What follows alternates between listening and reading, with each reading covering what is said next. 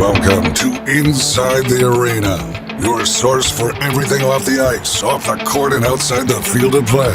With your hosts, KOMO Sports Director Niko and KOMO Senior Reporter Chris Ting. All right. Yes, I can see four people outside the studio. The fabulous four here at the Big Four, as we like to say at KOMO. It's episode 28 of Inside the Arena. Niko, how are you? I'm great. It is, as I've said often on the air on KOMO News, what an exciting, awesome time of Seattle sports. Kraken, Seahawks, hopefully soon Mariner Hot Stove. We had the Sounders going for a while. College football, college basketball. Gotta love it. Gotta love it, although we've had some significant news this week, and so the episode is going to be kind of catered to that. A little bit of a different tone with the passing of the Seattle Kraken founder, the owner, the UW donor, David Bonderman. We're going to specifically talk about the franchise. You're going to hear from Kraken CEO Tod Leiweke in an extended interview, and the partnerships off the ice as well, as we have seen some news there with the Muckleshoot Tribe. They were just featured prominently as part of Indigenous Peoples Night at Climate Pledge Arena with the Seattle Kraken, a special sweater, as the hockey folks like to say, or jersey, that was designed by the Muckleshoot Tribe. You're going to hear from the designer as well as the vice chairman of the tribe. All of that here coming up in the next few minutes. But what do we do normally to start the show, Niko? Four corners. Let's do it. What's good? What's bad? Off the ice, off the court, off the field of play. This is the segment where I usually rant and make us go over our time, so we have to figure something out, post edit. I don't have much of a rant today, and especially not on the positive side. The Sounders obviously wrapping up their season. They kind of wrapped up, put a bow on it, so to speak, with a postseason press conference. And the reason it's a positive for me is I like what came out of it. The idea that this team knows, this franchise knows the opportunity that's in front of it. Club World Cup, especially next year. Certainly the FIFA World Cup, the much larger deal, but the franchise itself playing in the Club World Cup. So I'm waiting with cautious optimism and anticipation to see what kind of moves and acquisitions they make this offseason, knowing, they got to move on from Raul, knowing that they have this massive tournament on their home field coming up this summer. So I like the vibe of it, is the reason I'm saying this is a positive. I like what Brian Schmetzer had to say about the X's and O's, but I really liked what Craig Weibel had to say, the GM, about how this team is going to approach the offseason and get ready for what could be, and we all hope, and it's already, the stage is set for it to be an epic year with the events. Yeah. It could be the most memorable if you add to that with the way you play. I would just follow up by saying they need a striker, and they also they need some buzz before the game. They need to bring the buzz back. They need a band going through the sound wave, but build it up, make it bigger. Don't just lean on the supporters section every game to get the crowd going. Try something new next year. Launch it with 2025, the Club World Cup, the World Cup right behind that. Do something new. And I'll piggyback on those points to both things you said. Yes, they need a striker. Albert Rusnak has certainly made it so their defense is so good from that. And then it kind of just flows out from there. But they could use some help scoring, as we saw against the Galaxy. And to your point, that section's great. Yeah. But look at the Kraken games. Yeah. I mean, it's like a rock concert meets a hockey game. And the Kraken could be down 2-0. You wouldn't know it. It's like a party in there. It's amazing. And I think they need to kind of follow that lead. Yeah, and the Kraken have done a great job in the in-game performance. That's something that we talk about a lot on this show. Okay, I'll tell you what's good. As far as I'm concerned, filed a story on this as well. The Holiday Bowl, the Cougs are headed to the Holiday Bowl. We looked at all the numbers for bowl revenue for the University of Washington State University, of course, UW going to the Sun Bowl. And it's kind of a weird quirk, Niko, with the dissolution of the Pac-12, that the Cougs are going to make more money than the Huskies when it comes to bowl season. And work with me on this. Follow along. I got you. That the WSU will have a bigger payout, about $3 million for going to the Holiday Bowl. But get this, because they're not playing with UW anymore. They're not playing in the same sandbox as they were in the old Pac-12. They only have to share that revenue with Oregon State University. Yeah. What that means is after you pay for tickets and hotel rooms for the band, for the cheerleaders, for the team, for some of the people who maybe the walk-ons who have practiced but not traveled, you're going to actually take home probably, I'd say, 6 digits close to 7 digits to Washington State University. The Huskies, on the other hand, the Sun Bowl payout not as great. And by the time they are done with that trip to play Louisville, they probably it's going to be a wash for the University of Washington. That's how this goes. A Holiday is I mean, they're both prestigious in the Sun Bowl being the second oldest bowl game. There's some history on both sides, but Holiday is an upper tier bowl. I know the opponent, my old hometown of Syracuse, and they had a 9-3 year. It's one of the ACC has tiers, and right after their college football playoff, it's Holiday, Pop-Tarts Bowl, and one other one. And so it's a prestigious game, and the Cougs deserve it. What could have been, as we lamented in the past, with the finish to their season.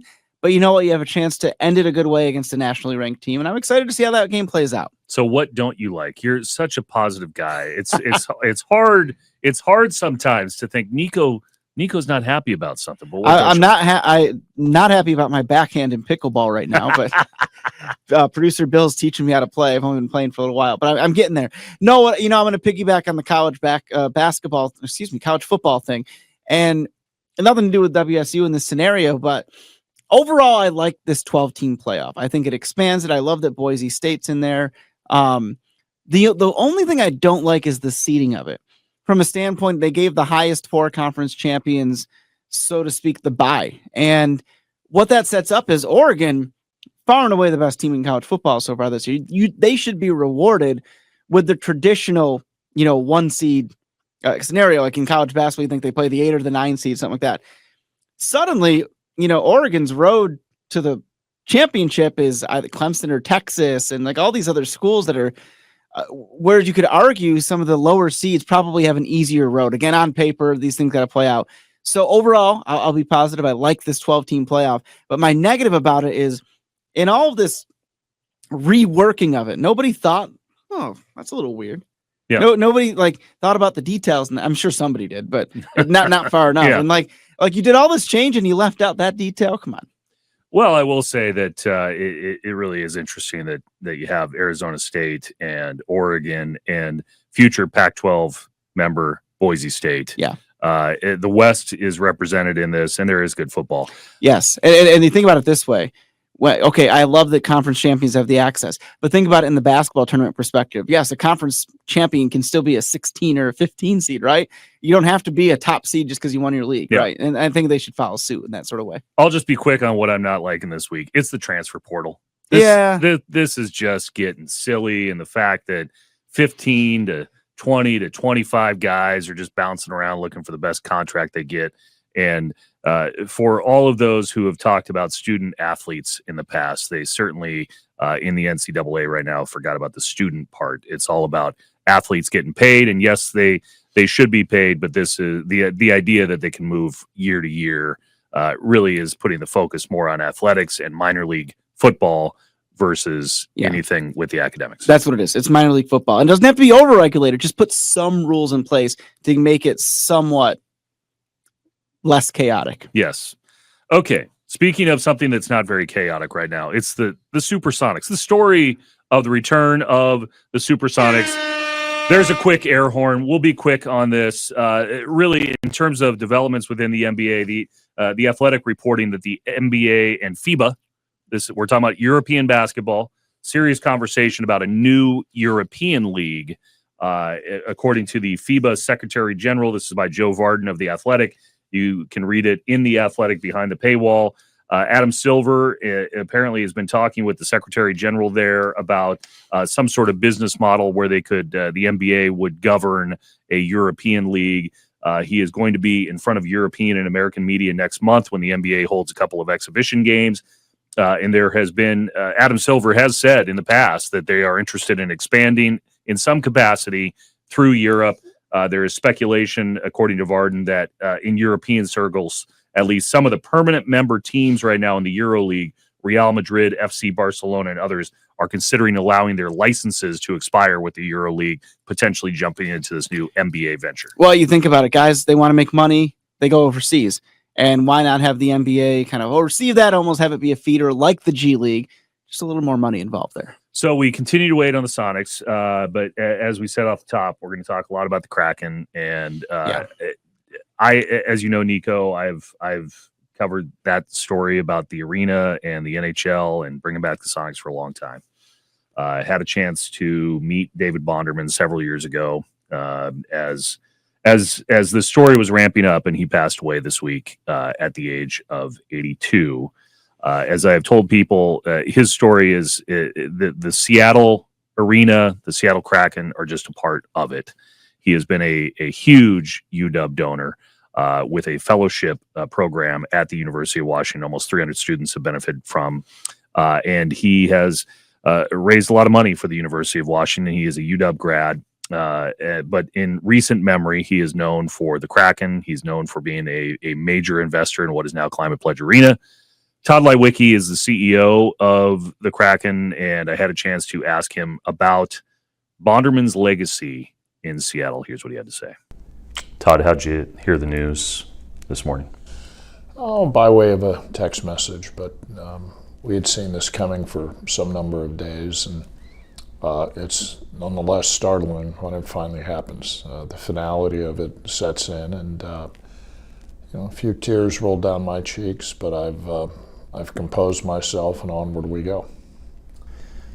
Do people in this office know his legacy? I mean, it is right there on the front door when you walk in. They do. I think, though, he's such a humble man that unless you actually work hard at sharing his legacy, he's not going to be the guy that ever said it. He never spoke first. He was such a gracious, incredible guy. But today's a day where you think about his legacy, and you think about his involvement here in Seattle and how he's loved this city for a long time. You look again at the photo of him as a guard at the Space Needle, and you realize that there was long connection. And when he left here, he went on an incredible journey that took him to Harvard, to the Middle East, where he learned to speak Arabic, to the Supreme Court, where he won a case, to one of the greatest investors. And later that same life, he came home.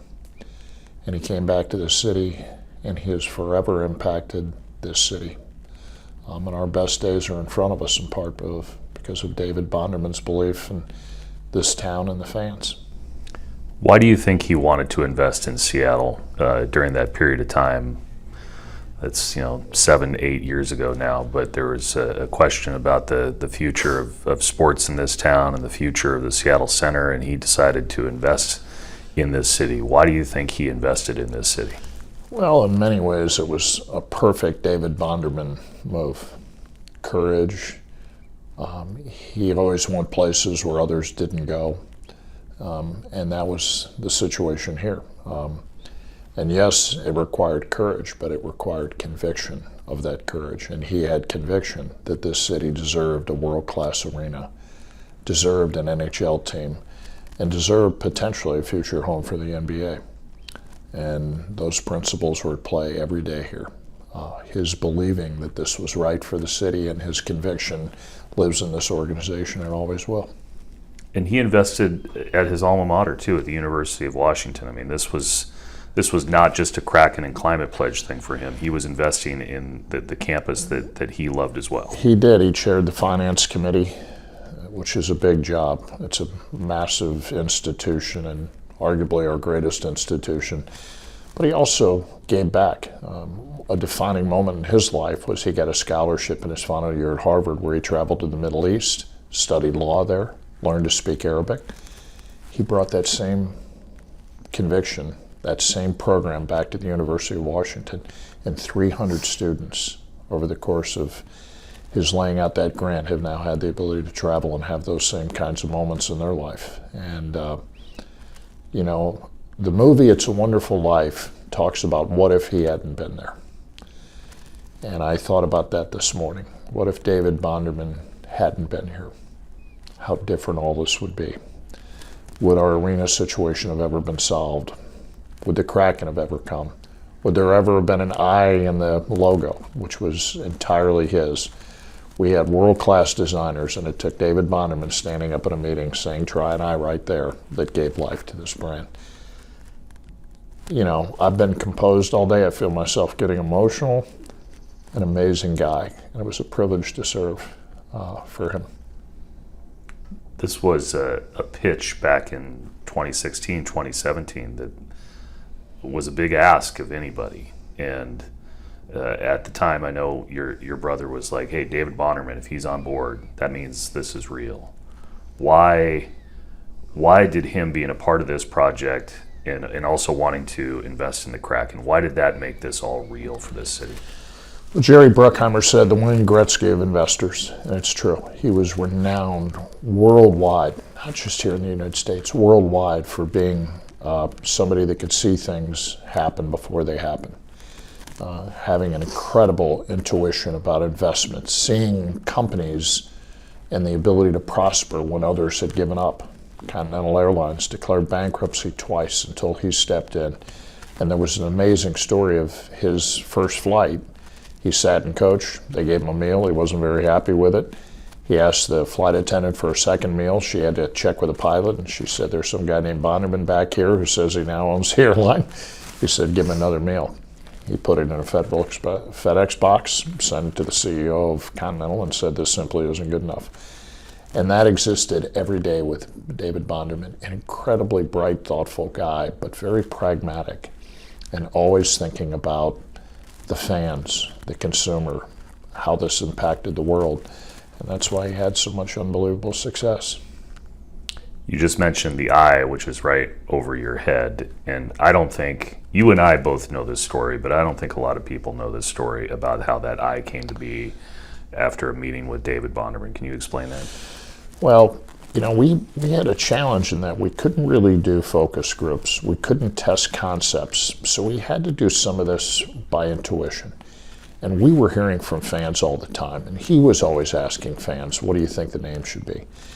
And he was the guy that really landed on the name. But that was just a name. You then had to give life to it. And such a big part of that life was how it was designed. In its original design, it was a perfect symmetry S that on either side of the ice would look the same because there was symmetry. And it was he that stood up in a meeting and said, try an eye right there.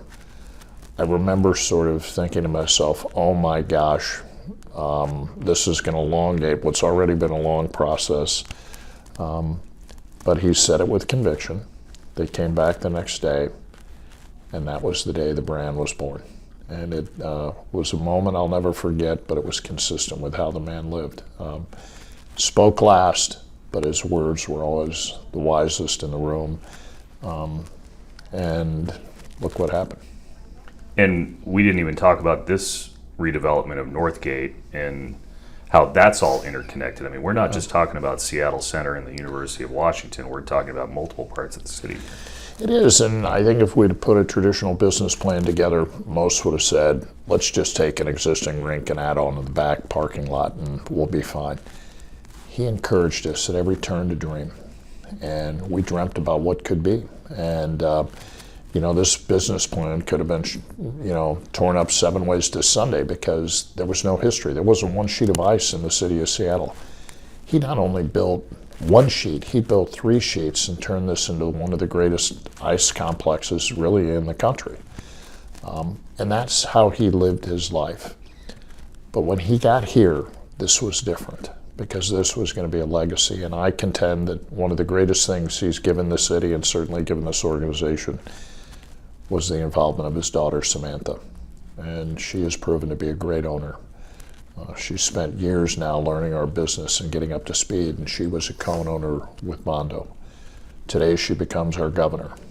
But today she has a heavy heart because she loved her dad. But she's a chip off the old block, and our future's bright. And the Bonderman family have been incredible stewards of this enterprise. Do you think he's looking down on Seattle and happy with the legacy that he has left behind?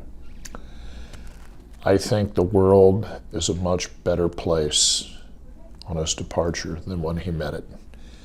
I think he's impacted so many people, so many enterprises, but I think he's left an imprint on Seattle that'll be there for generations to come. Anything else you wanted to add? No, and I didn't cry. Oh, we love Tod Leiweke. He's just one of the best people you'll ever meet. And,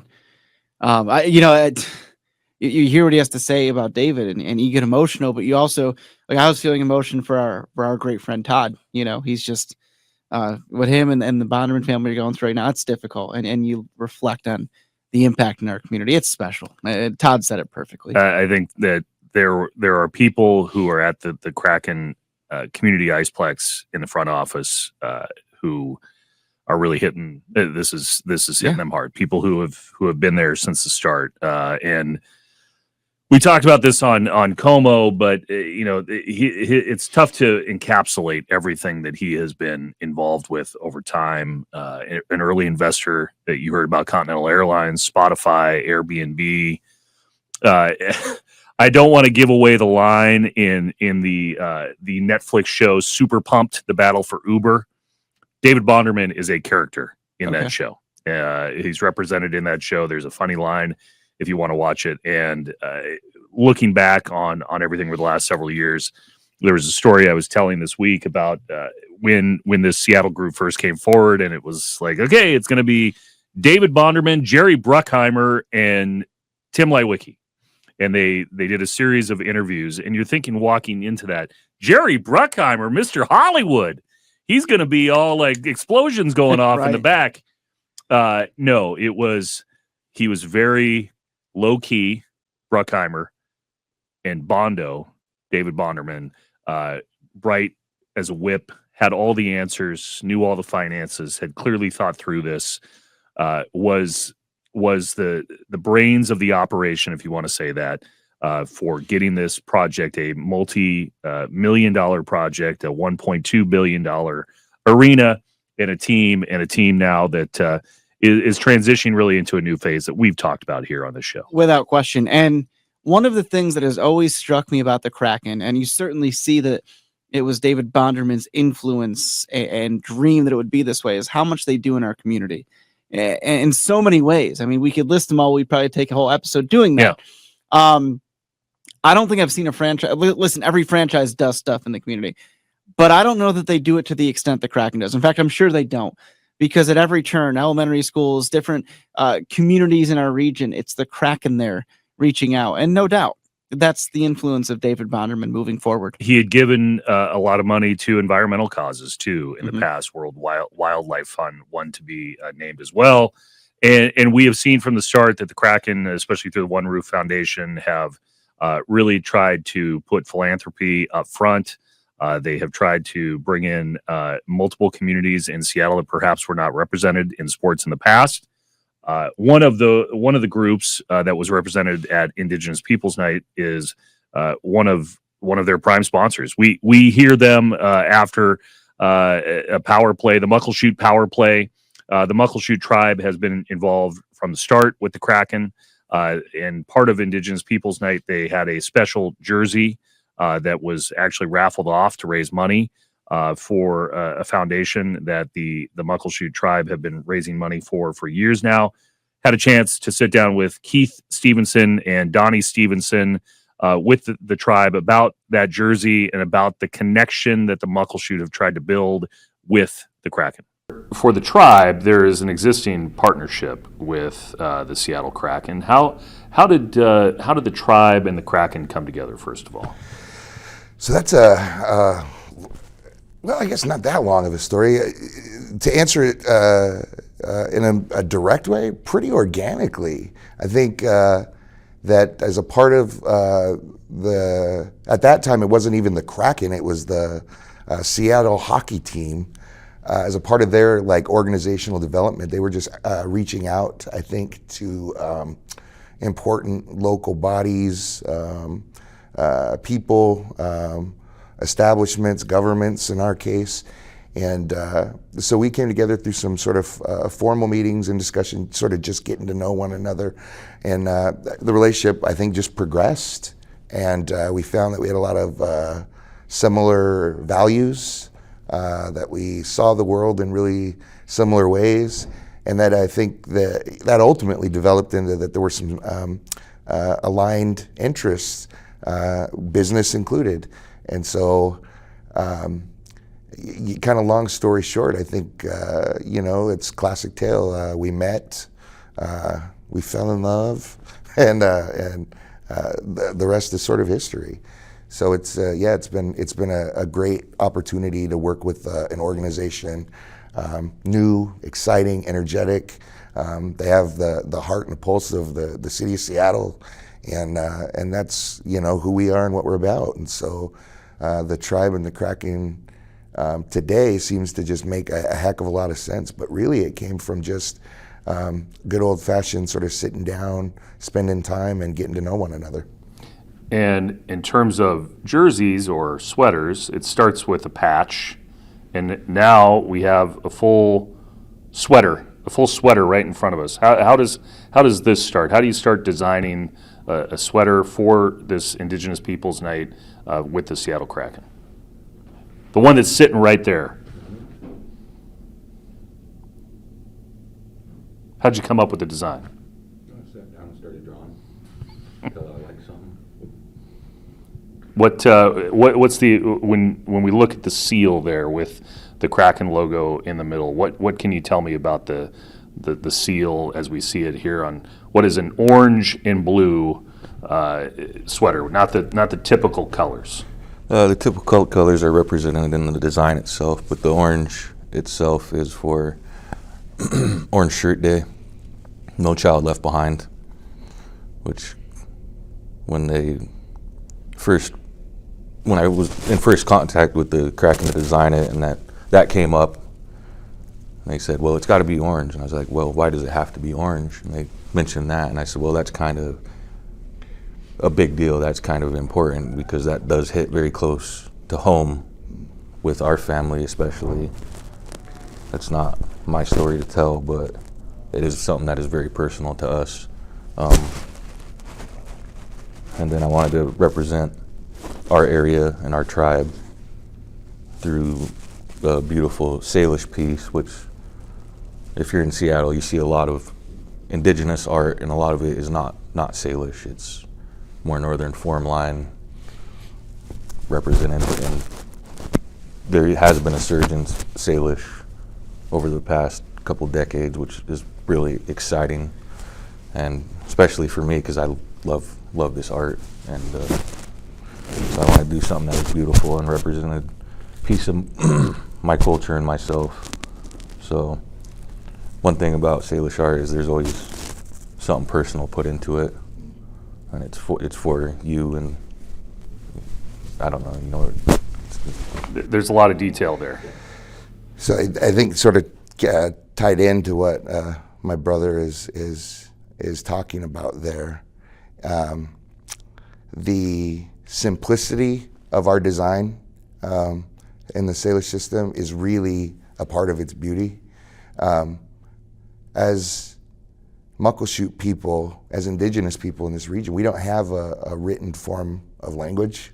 So traditionally, the way that we communicated our stories, the way we wrote things down, was through visual arts. And so, yes, that was a part of our oral tradition. So when you see an image like the one that my brother has crafted and placed on the sweater, it has meaning, and it tells a story. And for us as Muckleshoot people, to be able to express that story and to have that meaning and to do it on the scale and with the scope that something like a NHL jersey represents is really powerful, and it's really meaningful. And man, I'm just super excited and for our people to be able to share in that, for the greater Seattle community to be able to share in that, for the National Hockey League to be able to share in that. And I think also, from a personal perspective, Keith is my little brother, and I'm super proud of him for being the artist who was selected to be able to do that. That's not surprising. He's super humble, and he wouldn't refer to himself as a master anything.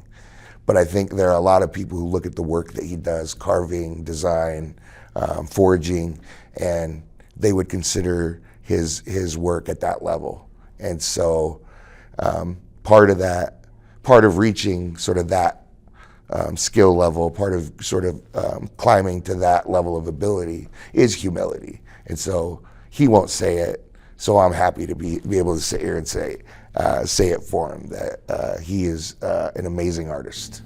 Any way to express just what it's going to mean when you're in that arena and you see players wearing this? Either of you. So for my take, what I'll say is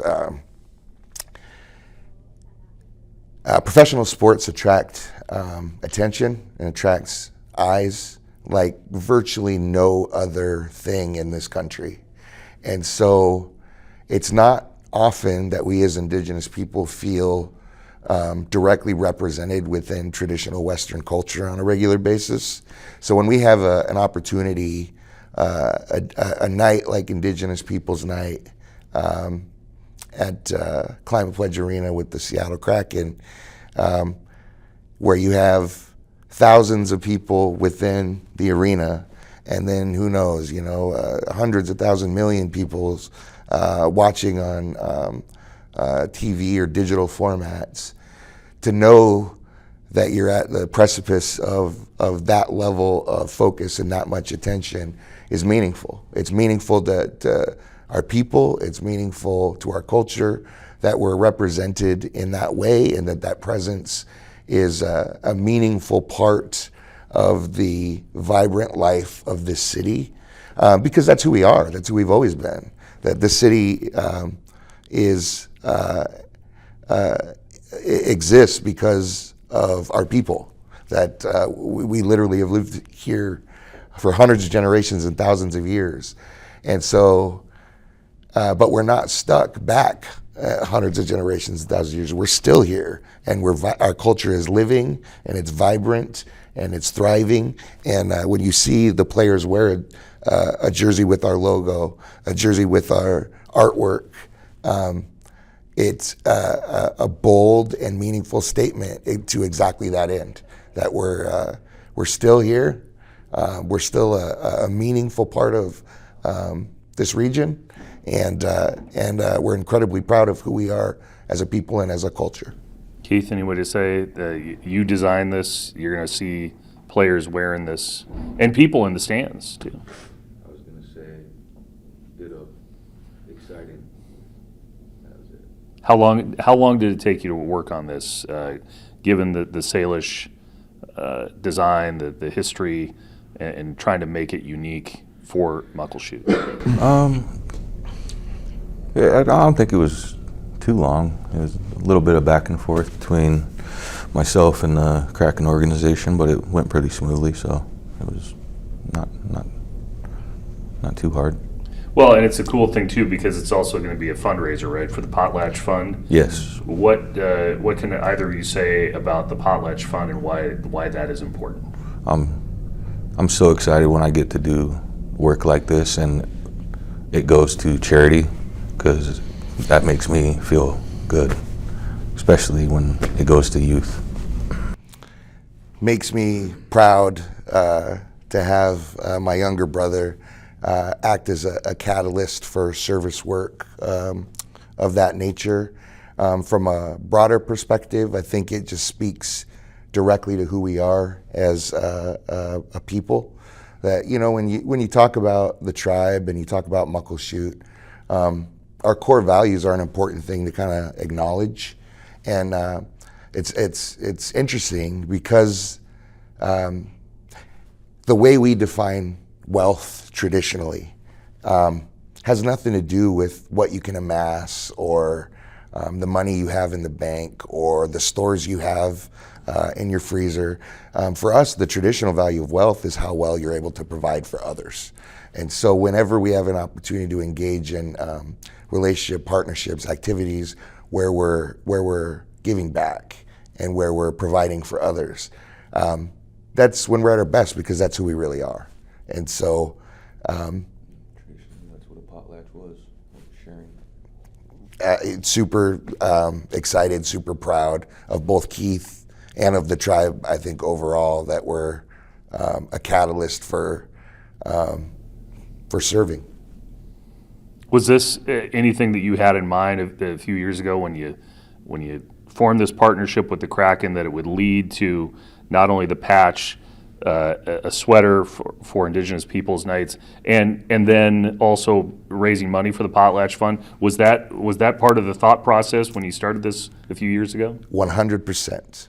So, I think that there are a number of reasons that the tribe engages in relationships like the one we have with the Kraken. But at the core of it, it really is about representation of our culture, and it's about forwarding a tradition that has existed in these lands for literally hundreds of generations and thousands of years. So our culture is a living, breathing, thriving thing, and our ancestors have always found a way to improve their function, to improve the things that made their way in life. And so when I look at a relationship like this and us tapping into the benefits of what it can do for our people and what it means for the region, that's just us living traditionally, is how I think of it. And so 100% did I think that it would lead to opportunities like this for tribal members and artists. 100% I did believe that was the case. And in all honesty, everything we do is done with intention, and it's done with the idea of how it best serves our people, our community, and the larger society sort of overall. And so, it's just incredibly cool and meaningful to watch as it develops, because it's all work that is meaningful, but it's also super fun and a cool thing to be able to participate in and be a part of.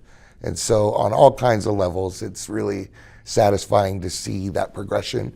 And I think it certainly aligns with the goals and the intentions of forming and building this relationship and where we are today. Keith, if you just want to show the detail, and is there anything else you wanted to explain on the detail of the design? I used traditional, in the numbers on the back, is incorporated traditional textile design that represent, like our Great Seal represents the mountain and the spear pole. So it's not just shapes, it has meaning. When I look from here, so you're talking about those aren't just triangles. They mean something. They carry meaning, yes. It's incorporated from our traditional weaves, like in baskets. Yeah. So everything has intention, has purpose. Piggybacking on what Keith is talking about with Salish design, purpose and intent. So one of the things that's so beautiful about our art form is that it is entirely simple, but it's not easy. And what I mean when I say that is every image that you see represented, carving that you see laid out, they all come from three basic building blocks. That there's only sort of three shapes that make up the entirety of Southern Salish art. So the circle or oval shape, as you see represented in the eye, the crescent, kind of the traditional form of like a crescent moon, and then a trigon, or a three-sided triangle type shape. So you can put those together in a way, use of color, use of space, both positive and negative, and you can represent literally any thought that comes from your head or any image that exists in the world. I was talking about mastery with Keith earlier, and one of the reasons I say that I consider him on that level is because with those principles applied, he's able to create an image like you see represented here. That's a powerful and meaningful and beautiful thing, and that comes from the nature that we live in and the creator that provides it to him. That the reason those three shapes are the building block for our art form is because they're representative of what comes in nature. You find all of those naturally occurring in the world. And so, the irony of our art is only expressed through those forms, and can represent anything you find in nature, on and on, sort of the sacred hoop goes. And so telling our stories in that way is a gift that I'm super proud of my brother Keith for carrying out that work, especially on the scale that you see represented within the sweater and on a national stage like this. It's almost more meaningful than you can put into words. Oh, there you have it. First of all, the jersey was awesome. Yep. I love the cause behind it. And to what we said before it, that's the Kraken. And they're going to have many more specialty jersey nights as the season goes on to highlight even more incredible communities, including the Muckleshoot, as we move forward. And that is a organization, I should mention off the top, the Potlatch Fund, where the proceeds of the sales of those jerseys, the Potlatch Fund has been around for a while, a native-led nonprofit organization providing grants and leadership development, not only here in Washington State to tribal communities, but in Oregon, Idaho, and Montana.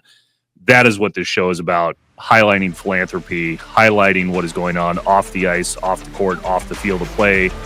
We talked a lot about the Kraken this week. Should we do it all again next week? I think so. David Lee.